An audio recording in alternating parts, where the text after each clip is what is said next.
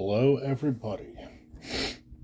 I'm going to tell you right now, this is not the video you're expecting, because I have dedicated this mostly to the Appalachian Trail and my journey towards it.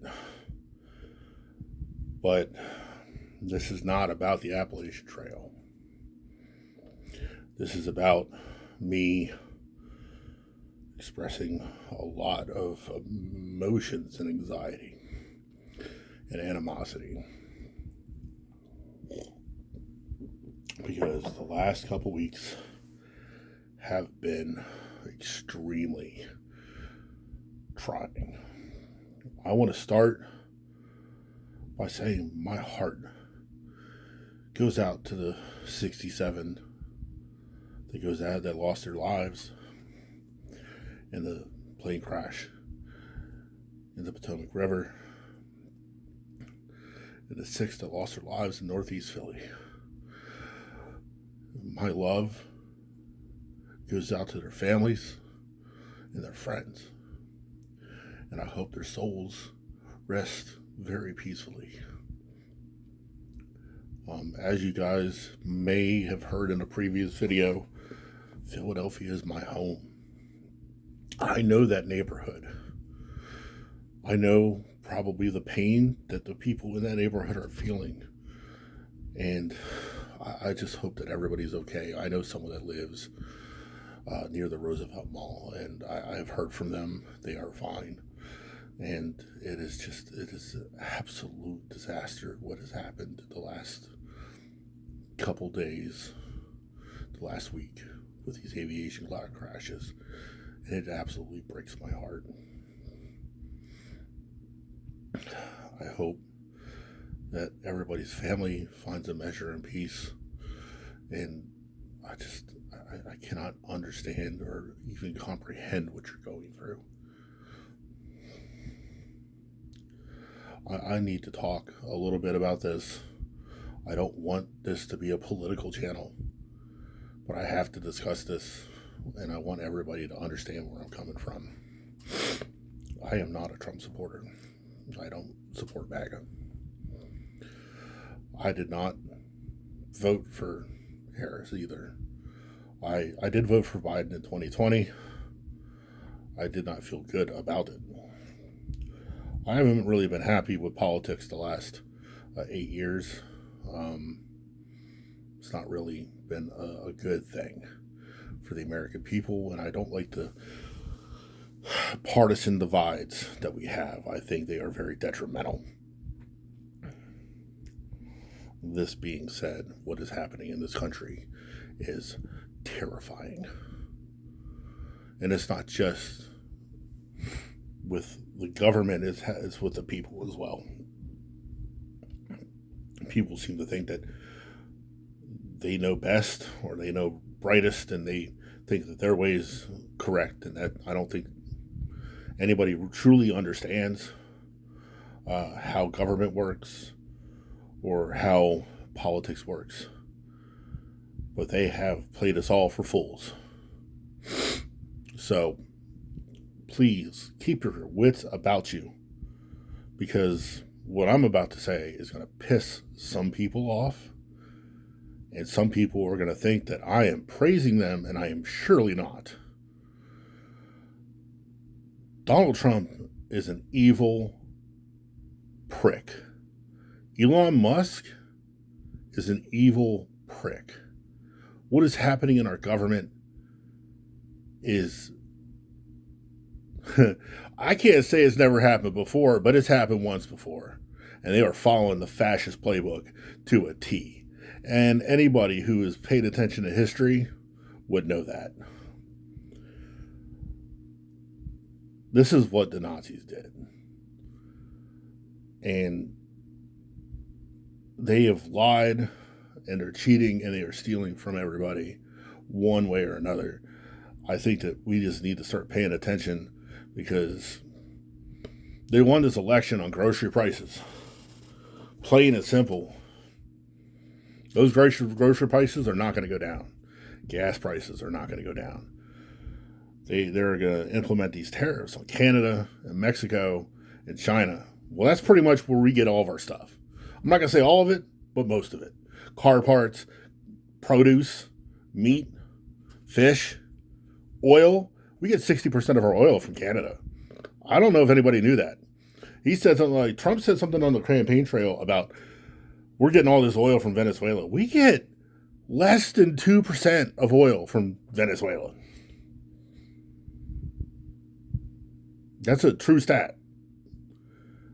All it takes is five minutes to look everything up. And he counts on people not looking things up. It just takes a minute. We get tons of car parts from Canada. We get tons of car parts from Mexico. We get TVs from Mexico. Most of our TVs are assembled in Mexico and imported in. Tomatoes, lettuce, avocados, meats come from Mexico. Seafood, eggs, milk, Canada. Most of your toys and your furniture, clothes, they come from China. So prices are going to rise in all this. I'm not trying to piss anybody off. This is a reality. He lied to everybody. And I don't want people to sit there and go, oh, we're just going to have to help him out. That's not how this works. This isn't, to me, this isn't a Republican fault. Because he's not a Republican. True conservative values, he's not following those. This isn't the Democrats' fault. Kind of is. The Democrats have a problem. They like to say a whole lot, try once, and give up. This is their problem, too. The Republicans have lost their way. They need to get back to their core values. And that predates Barack Obama. That predates, I don't know, the second Bush administration. I'm talking W. That predates frickin' 9/11. They've gone into hyperdrive on a whole lot of things pre 9/11. So in these.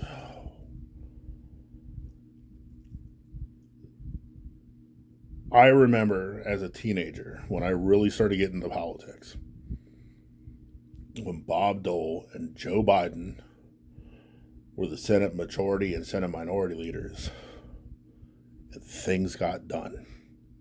They worked together to get things done. And a lot of things got passed. That was when Bill Clinton was president. Bill Clinton's presidency was very successful, regardless of what anybody wants to say. Bill Clinton's presidency was very successful, and we had a great economy. You can argue with me. This whole thing with Elon Musk is terrifying. I have friends that work for the National Park Service, and they're scared. They're afraid they're going to lose their jobs. I have friends that work for the federal government and the DOJ, and they're afraid they're going to lose their jobs. And these are nonpartisan jobs. But they're just trying to live, and they're trying to do their jobs. We all went to college, and we all worked hard. I had an offer for a federal job that I was rescinded the Friday after he got elected. I lost that job. I have a friend who's a historian at Gettysburg, and she's very nervous. I have a friend who's a historical interpreter at Fort Pulaski. She's very nervous. This all is bad, dude. Elon Musk, what is he doing? He has no business basically infiltrating government servers at 18 different agencies. But now that there's no inspector general, no one's there to oversee what's happening. There's something wrong with this picture. These federal funding freezes, that was illegal. And trying to end birthright citizenship is against the 14th Amendment. I want to know if does anybody understand what's really going on. Like, these are just surface level things. There was an executive order passed so people in the executive branch can accept bribes and gifts. That's a little fishy. They're trying to end all operations of the Department of Interior. So really, let's talk about the Appalachian Trail. The Appalachian Trail is a national park protected scenic trail. It is a part of the National Park Service. The funding really comes from the National Park Service. You know, we do have private funding for it, and it is maintained by, you know, private clubs up and down. But there is part of it is, you know, partly it's, you know, maintained by the National Park Service. You know, if there's something that can't be done by these clubs, ultimately it falls on the National Park Service and the U.S. Forestry Service, which are run by the Department of Interior and the National Park Service itself. But if the Interior Service folds, if it goes under, if there is no funding, that means that operations cease to exist. If the National Park Service is closed, which is a distinct possibility at this point, that means that there is no national park designation anymore for the Appalachian Trail. No parks, really, but the Appalachian Trail itself. What is to say that they don't pull what they...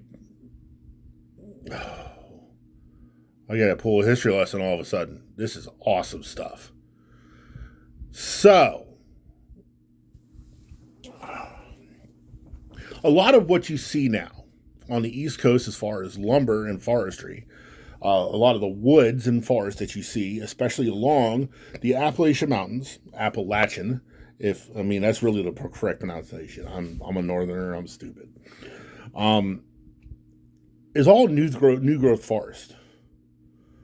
You see little patches here and there. So here in West Virginia, actually here in Morgantown, if you go down to the Arboretum, which is the core Arboretum, which is it's a patch of land. It's only like 2 or 3 acres, and it's owned by WVU. That's all old growth forest. If you go up to Godnear's Knob, that is old growth forest. If you go out to Cathedral State Park, that's old growth forest. But it's little patches here and there. It was all clear cut. They clear cut from New York to Georgia.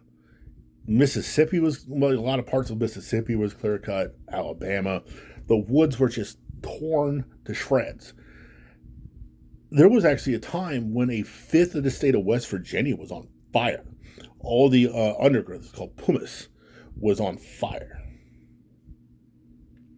And like in the 1920s, there was a lot of elk here. And they were hunted to damn near fucking nothing. They've been reintroducing elk here the last couple of years. And actually one of the things that the CCC, part of the New Deal under FDR, was planting trees. So when you go up the Appalachian Trail, you actually find shelters that were built during the CCC years. They were built and maintained in order for people that were, on that were part of the CCC, going up and down, planting trees to stay in. Well, when the Appalachian Trail was completed, which really wasn't as far as it goes now, back in 1937, there wasn't a whole lot of new growth forest at the time. But now what you see is a lot of this new growth forest that you see was planted during the 1930s. Well, now they want to tear it all down again and sell it, make money. That's what Trump wants to do. He's talked about that now for years. I don't care what side of the line you're on. I know there's people that love the Appalachian Trail, and they voted for him. And I know people that love the Appalachian Trail that voted on the other side. It doesn't matter who you vote for. The Appalachian Trail is important to so many people, and he wants to get rid of it. He was mad when that pipeline shut down that was supposed to go through it, and he wants to start that again. So let's talk about that part and see where we all stand. I don't know how people think. I don't know where everybody goes. I don't care who you voted for. That's your personal business. I don't care how you align politically. I'll never tell you that you're wrong, and I'll never tell you that you're right.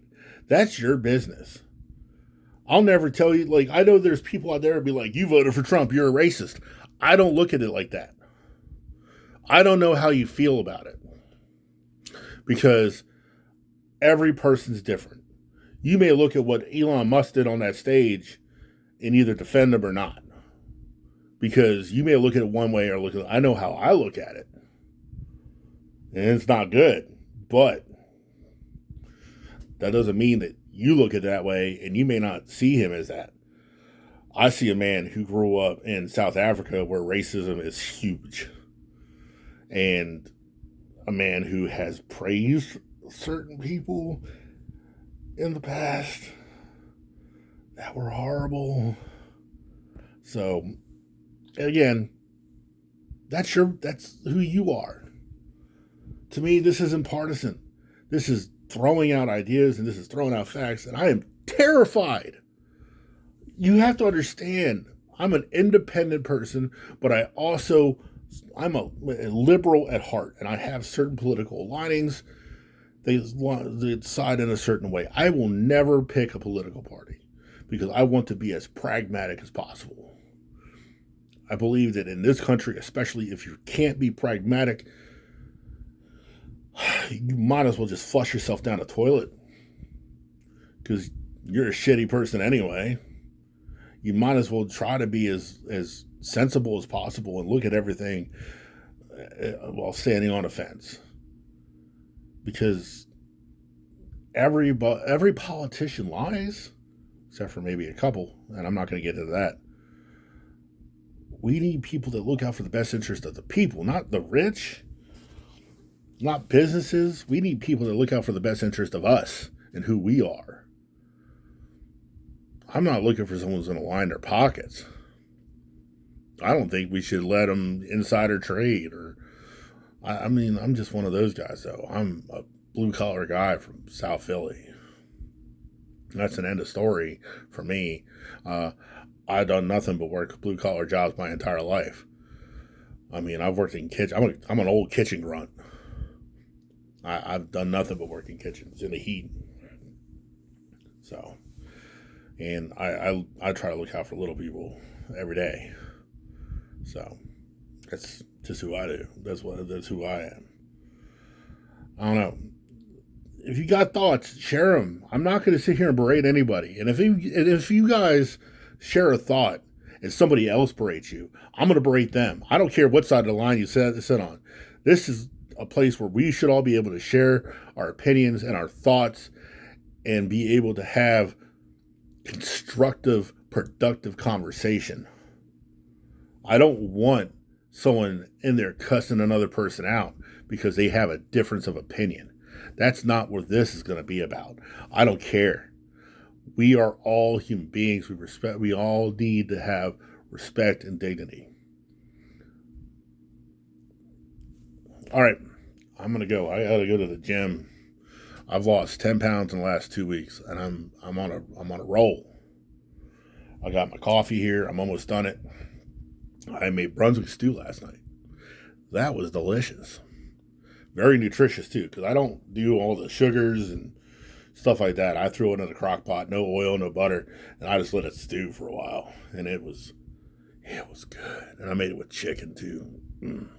Fire roasted crushed tomatoes. Corn, celery, carrot. I'm going to go eat something right now. No, I'm not. I'm going to eat it for dinner. Y'all have a nice day.